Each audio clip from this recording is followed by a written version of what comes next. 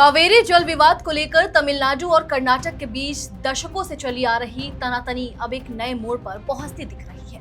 तमिलनाडु के मुख्यमंत्री सी जोसेफ विजय और कर्नाटक के मुख्यमंत्री डीके शिवकुमार के बीच जल्द ही एक बड़ी बैठक हो सकती है और ये बैठक इसलिए भी खास मानी जा रही है क्योंकि ये तमिलनाडु के 3 दशक पुराने रुख से बिल्कुल अलग राह पर चलती नजर आ रही है।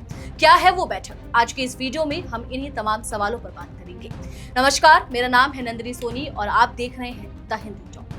दरअसल अब तक तमिलनाडु हमेशा से बातचीत के बजाय अदालती फैसलों और ट्रिब्यूनल पर ही भरोसा करता आया है।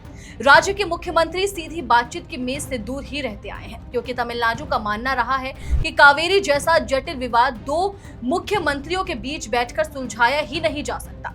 लेकिन अब सीएम विजय इस लीग से पूरी तरह हटकर सीधे संवाद का रास्ता अपनाते नजर आ रहे हैं।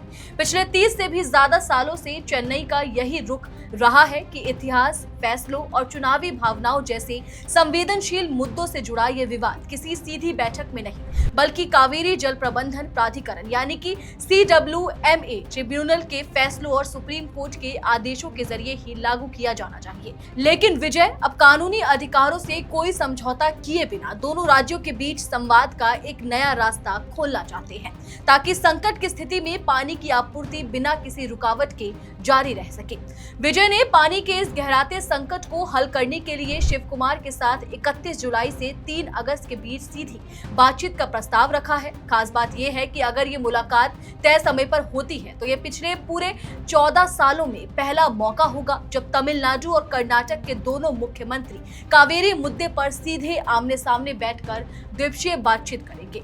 यही वजह है कि इस प्रस्तावित बैठक को इतना ऐतिहासिक और अहम माना जा रहा है। इस पूरी पहल के पीछे की वजह समझना भी जरूरी है। तमिलनाडु में कावेरी डेल्टा के किसानों के सामने इस वक्त संकट बेहद गंभीर हो चुका है। ट्रिब्यूनल के आदेश के मुताबिक 1 जून से 23 जुलाई के बीच तमिलनाडु को करीब 32,000 मिलियन क्यूबिक फीट पानी मिलना चाहिए था, लेकिन राज्य को महज 3.5 टीएमसी पानी ही मिल पाया। तमिलनाडु सरकार का साफ कहना है कि भले ही इस बार मानसून कमजोर रहा हो, फिर भी कर्नाटक को कम से कम 3 टीएमसी अतिरिक्त पानी तुरंत छोड़ना चाहिए था। पानी की इस भारी कमी के चलते कावेरी डेल्टा में खड़ी फसलें अब सूखने की कगार पर पहुंच चुकी है, जिसने स्थिति को और गंभीर बना दिया है। हालांकि विजय की सीधी बातचीत वाली पहल का हर तरह स्वागत नहीं हो रहा। विपक्षी दलों और किसान संगठनों ने इस पर कई गंभीर आशंकाएं जाहिर की हैं। आलोचकों को डर है कि इस तरह की सीधी बातचीत से कहीं कर्नाटक को कावेरी जल प्रबंधन प्राधिकरण जैसी संस्था को दरकिनार करने का मौका न मिल जाए। इसके अलावा यह भी शक जताया जा रहा है कि कर्नाटक पानी छोड़ने के बदले तमिलनाडु पर मेकेदातु में प्रस्तावित बांध के निर्माण को लेकर अपना विरोध वापस लेने का दबाव भी बना सकता है। इस मुद्दे पर पंजाब और हरियाणा हाईकोर्ट के पूर्व न्यायाधीश के कन्नन का कहना है कि मुख्यमंत्रियों के बीच होने वाली बातचीत आपसी सहयोग का बेहतर माहौल तो बना सकती है, लेकिन ये ट्रिब्यूनल और सुप्रीम कोर्ट द्वारा पहले से तय किए गए अधिकारों की जगह हरगिज नहीं ले सकती। राजनीतिक नजरिए से देखें तो विजय के पास एक बड़ा फायदा ये है कि कर्नाटक में इस वक्त कांग्रेस की सरकार है जो तमिलनाडु में विजय की सरकार की सहयोगी भूमिका में भी है। राहुल गांधी खुद विजय के शपथ ग्रहण समारोह में शामिल हुए थे और डीके शिव कुमार के साथ भी उनके काफी मधुर संबंध बताए जाते हैं। ऐसे में माना जा रहा है कि विजय के लिए ये राह अपेक्षाकृत आसान हो सकती है। हालांकि विशेषज्ञों की राय इससे थोड़ी अलग भी है। उनका मानना है कि जल विवादों के मामले में अक्सर पार्टी लाइनें बेअसर साबित हो जाती हैं क्योंकि दोनों ही राज्यों के नेताओं को आखिरकार अपने अपने किसानों और स्थानीय जनता को जवाब देना ही होता है।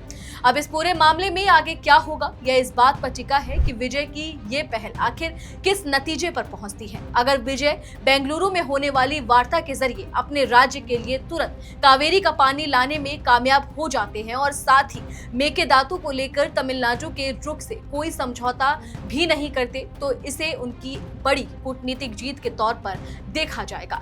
लेकिन अगर ये बातचीत बिना किसी ठोस नतीजे के ही खत्म हो जाती है तो आलोचक इससे विजय की राजनीतिक अपरिपक्वता करार देने में देर नहीं लगाएंगे। यही वजह है कि आने वाले दिनों में ये बैठक सिर्फ 2 राज्यों के जल विवाद तक सीमित नहीं रहेगी बल्कि ये थलापति विजय की राजनीतिक परिपक्वता की भी पहली बड़ी परीक्षा साबित होगी।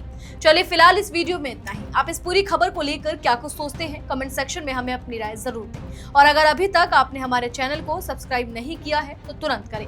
इसके साथ ही हमें सोशल मीडिया प्लेटफॉर्म यानी कि फेसबुक, इंस्टाग्राम और एक्स पर फॉलो जरूर करें।